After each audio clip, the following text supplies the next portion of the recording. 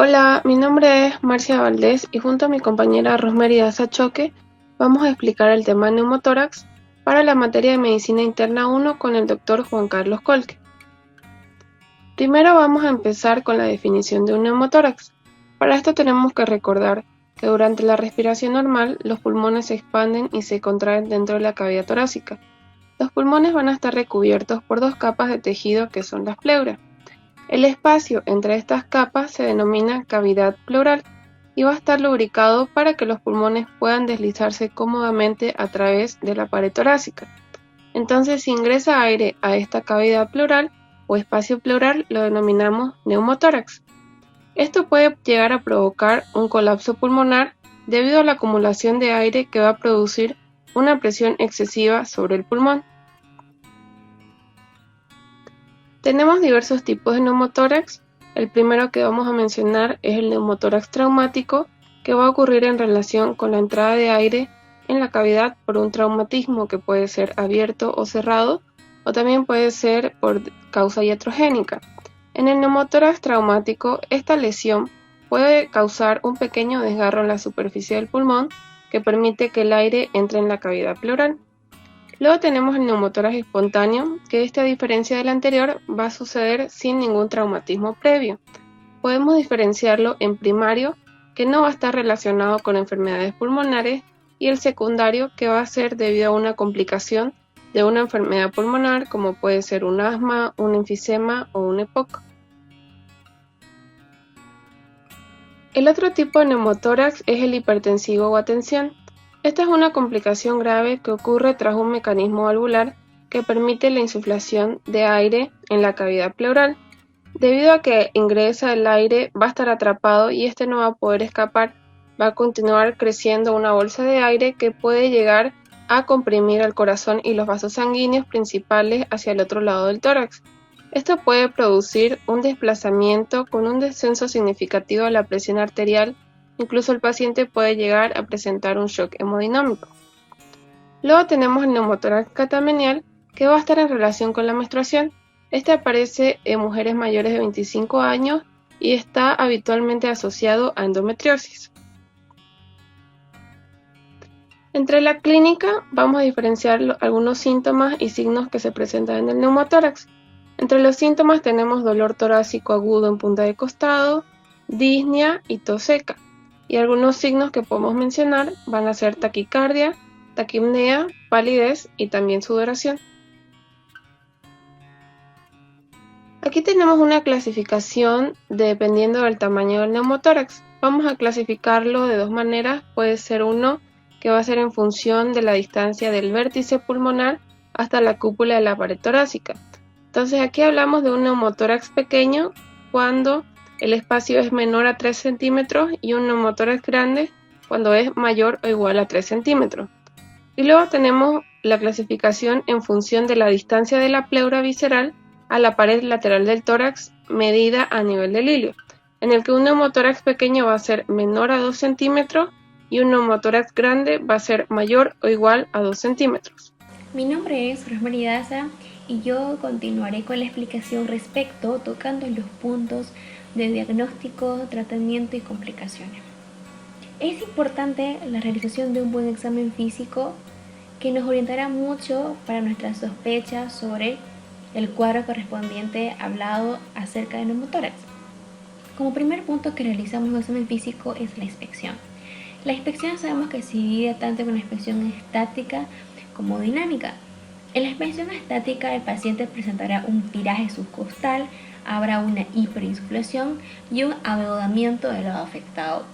En la dinámica tendremos una inmovilidad del lado afectado, el paciente presentará taquipnea y una respiración superficial. Seguido de la palpación habrá una disminución de la expansión respiratoria, una disminución o abolición del frémito vocal. Al momento de percutir, percibiremos lo que es la hipersonoridad o timpanismo. En la auscultación, habrá un murmullo vesicular disminuido y cambios en la disposición de los focos de auscultación.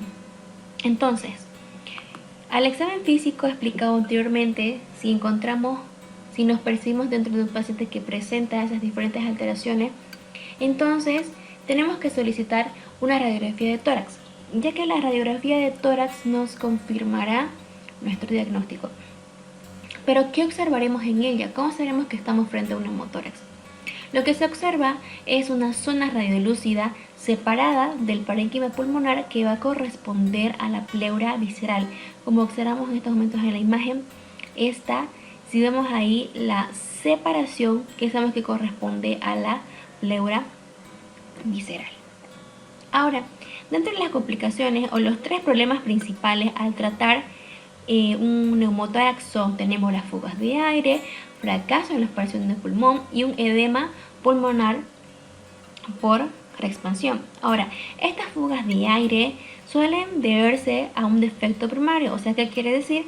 A la pérdida continua de aire de los pulmones, que ya sea dentro del espacio pleural. Pero también puede deberse a filtraciones de aire alrededor del sitio en sí de la colocación del tubo de tórax, ya que si esta no está bien suturado y sellado, pudiera generar estas fugas de aire. Luego tenemos los fracasos pulmonares para la expansión. ¿Pero por qué puede deberse esta? Puede deberse por ya sea una fuga de aire persistente, por una obstrucción endotraqueal, que en este caso el pulmón se encuentra atrapado, o un tubo torácico mal posicionado. Y el edema pulmonar por reexpansión se produce cuando el pulmón en sí se expande o lo que viene a ser rápidamente. Y esto puede suceder en casos cuando se coloca o se conecta un tubo de tórax a la presión negativa después que el pulmón en sí haya estado colapsado durante o alrededor mayor a 2 días. En estos casos, en sí el tratamiento nos dice que corresponde sintomático, con oxígeno, diurético y medidas de prevención cardiopulmonares, según así sea necesario.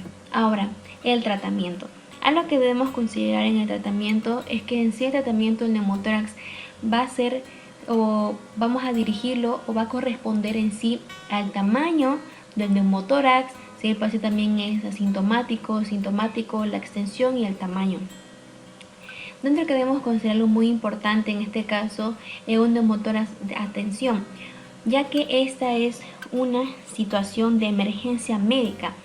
Entonces, en este caso, el diagnóstico viene a ser, debemos diagnosticarlos clínicamente. Ante la sospecha que tengamos de un neumotórax de atención, entonces lo que debemos realizar es lo que viene a ser una toracostomía con aguja, ya que no debemos esperar a la realización de nuestra radiografía de tórax. En el caso, si este es un neumotórax espontáneo, pero que es asintomático y pequeño, entonces lo que corresponde va a ser una observación del paciente y vamos a solicitar lo que son radiografías de seguimiento. En caso que el paciente no presente complicaciones mayores, entonces lo que se hace es darle al paciente de alta, pero va a ser un alta con control.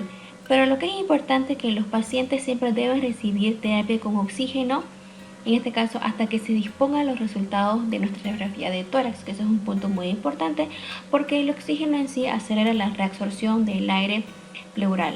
Entonces, ahora, luego, si tenemos el caso de un neumotórax primario, pero en este caso es sintomático y grande, entonces lo que debemos proceder es a la aspiración con catéter.